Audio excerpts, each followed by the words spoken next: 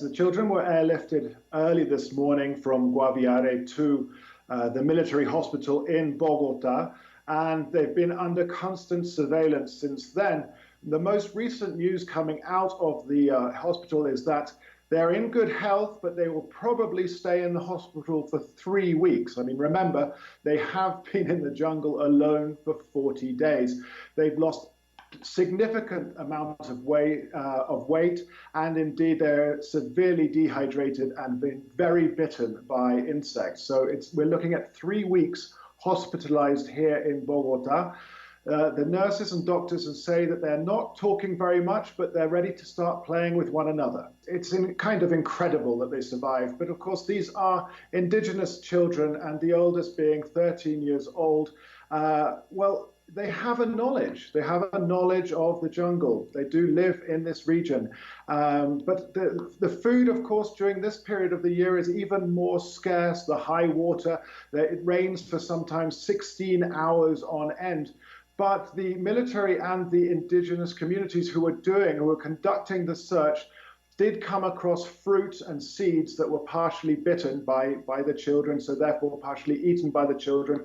The children also managed to take some cassava flour or manioc from the aeroplane when they crashed on May the 1st. So that was also part of the food that sustained them.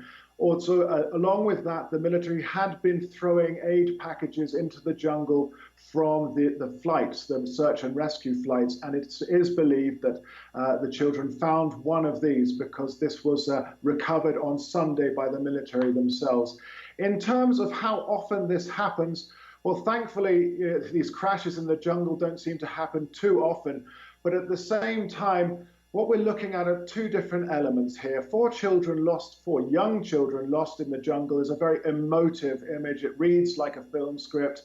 And indeed, at the same time, it's very vivid. We can see it. It was never far from the front pages these last couple of weeks, these last 40 days, really. And so there was a sort of mediatic campaign as well as sort of social media.